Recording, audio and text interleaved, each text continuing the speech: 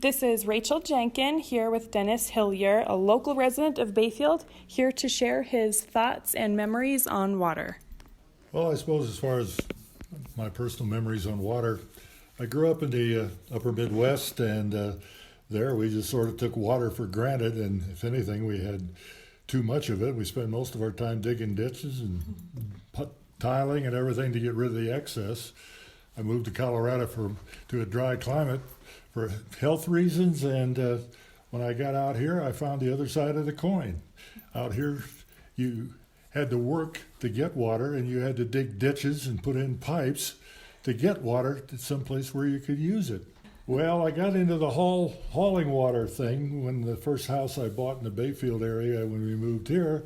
The first thing that happened was my well went dry, and we found out what the joys of hauling water were, and had to set up our own reservoir system and everything else while we drilled a new well, and went through that whole process. And from that perspective, I paid a lot more attention to water.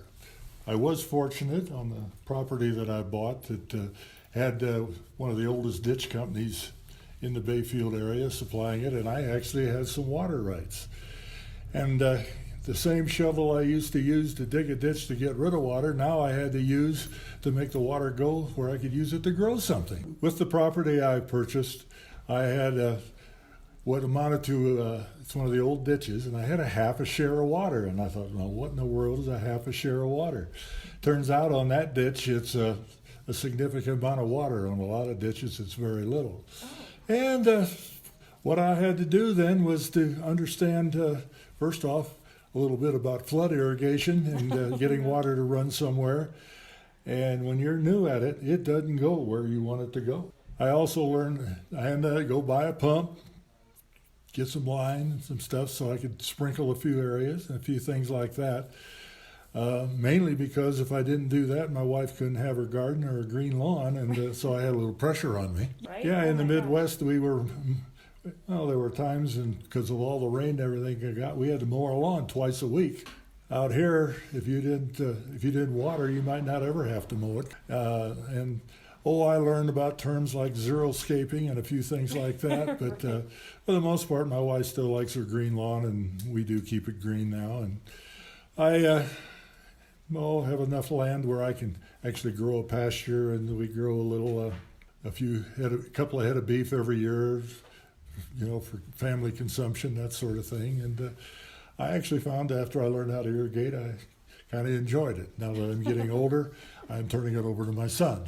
It's a whole different lifestyle, and you have to literally, I guess you say, discipline yourself to do it on a regular basis, and hope that Mother Nature supplies enough snow in the winter to fill the reservoir.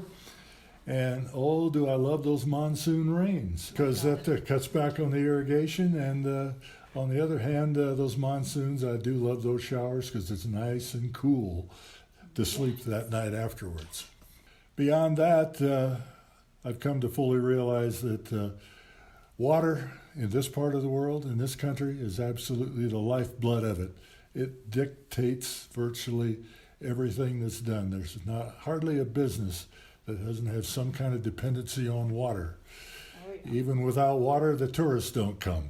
And from that standpoint, it is the basic keystone issue in just about everybody's lifestyle out in this part of the world. And we're going through a dry period right now, and it's sure driving that fact home to an awful lot of people. And other than that, the other thing about it is I enjoy my time of getting to take some trips through the mountains and so forth. And you really learn to appreciate the water when you get up in those mountains and see some of those waterfalls and some of those streams, and watch those stupid birds that run around underwater, the dippers. And it just makes for a scenery and a lifestyle that sure beats nothing but corn and beans and corn as you drive down through the Midwest. My roots are down to the bedrock here, and I don't plan on pulling them up anytime soon. In fact, when I'm ready to be planted, this is the place.